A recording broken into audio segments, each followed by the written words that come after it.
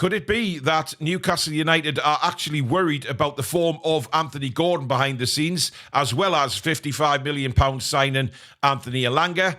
A financial expert has also reported that Newcastle United should still be in a very good PSR position when it comes to the next transfer window. And have Newcastle United now targeted a replacement for Joelinton?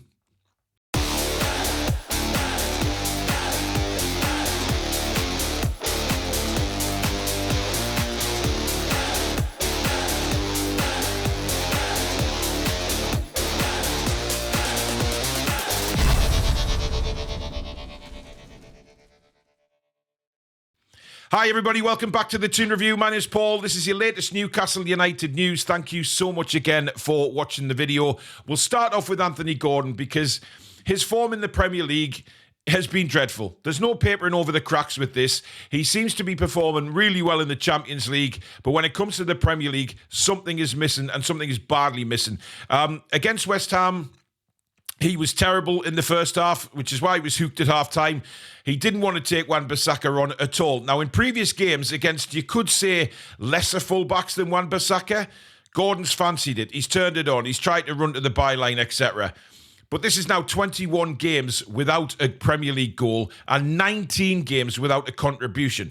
That is simply not good enough. If you're supposed to be one of England's best wingers, which I still believe Anthony Gordon is on his day, however, we haven't really seen on his day for quite some time now, and that is worrying Newcastle United a great deal. There's no doubt, and it's worrying us as fans. We're not seeing the best of Anthony Gordon. Questions are now starting to arise about his attitude and his ego. Is he just too big for his boots now? Is that what's causing the problem, that he thinks he can just turn up and do it? Is he getting too comfortable? But that goes against everything that he said in the High Performance podcast he did only about a year ago, when he said he was reading into books about fitness and all of this kind of stuff and how he challenges himself on a daily basis. That didn't seem like the Anthony Gordon that we've been seeing for Newcastle United in the Premier League for some time now. Now, of course, the report says he was hooked at half-time against West Ham because, nothing came of anything that he tried. The manager is concerned that because if he's getting so much of the ball and not producing in the final third, that becomes a major problem.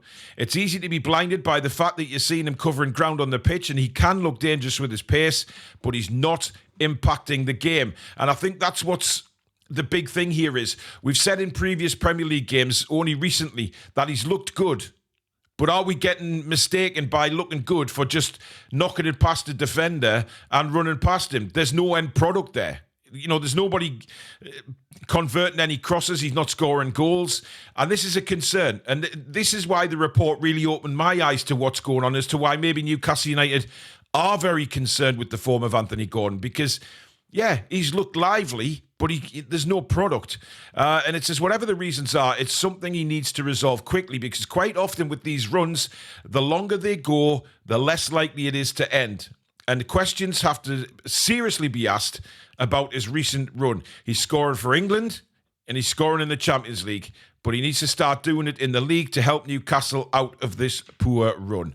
I can't argue with anything in that report, because everything it says is right.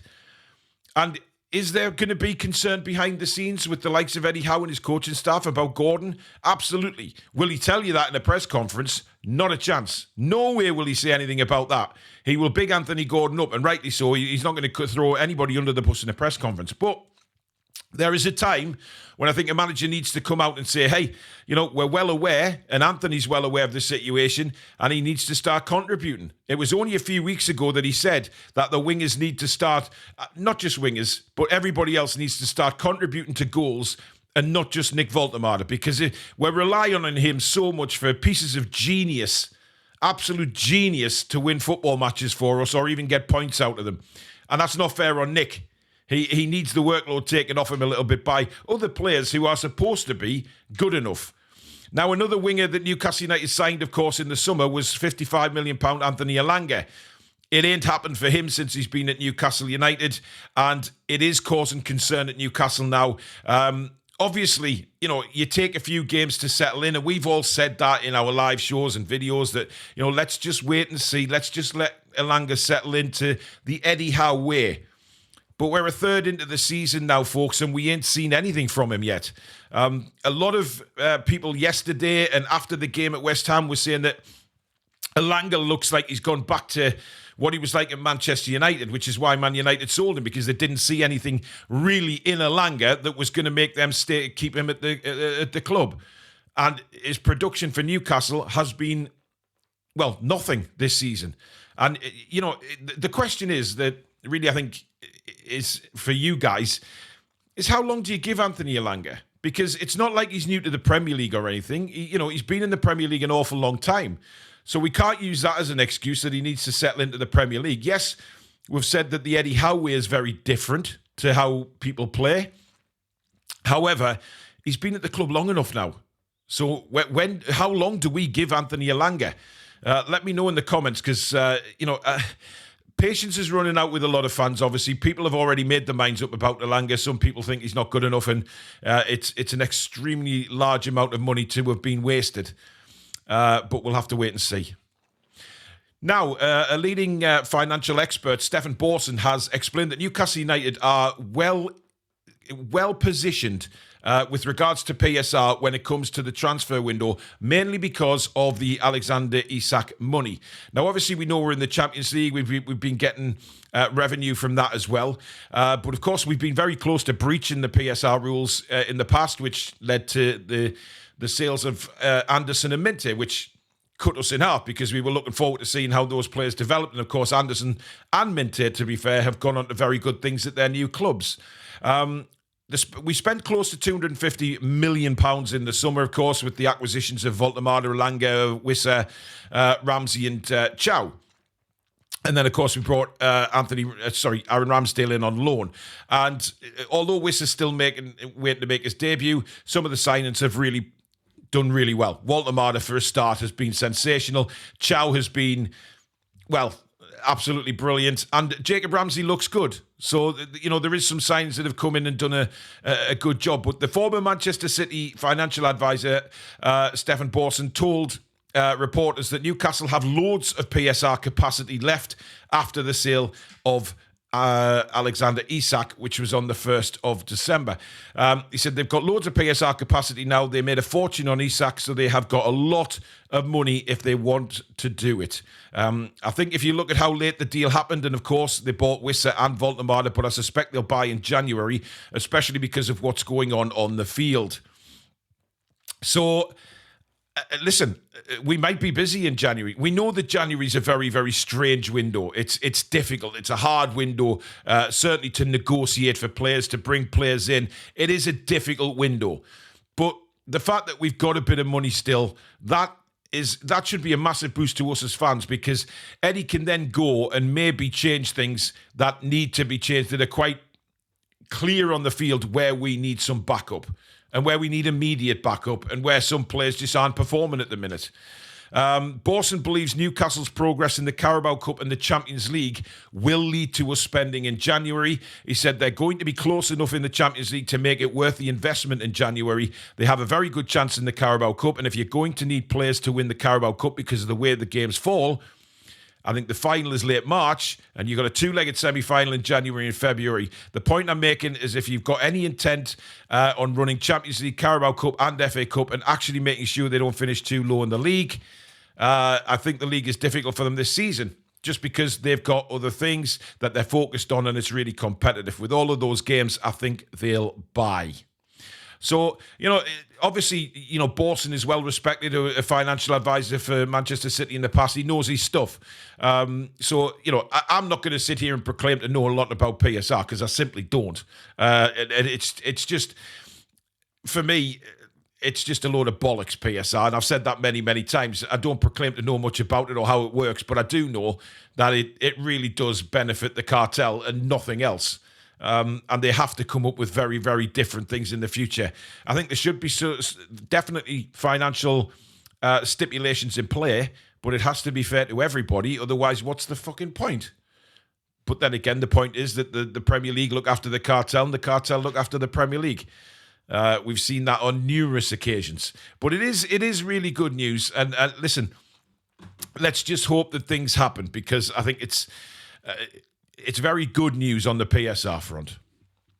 Now, I did mention at the start that Newcastle United are potentially looking at a replacement for Joelinton. Of course, Joelinton hasn't pulled up any trees this season. He looks leggy. He looks like he's lost a yard of pace. And yes, it's okay saying we need his physicality, absolutely. But there is certain games where Joelinton, he just hasn't. I mean, this season he's been pretty dreadful, and I hate saying that because he's one of my favourite players at the moment. But there comes a time where the legs start just deteriorating a little bit, and you need that force back in midfield. Now, one player that Newcastle United are keeping tabs on by the looks of things, and this has come from numerous media outlets this morning, is that they're keeping very close tabs on Atalanta midfielder Edison.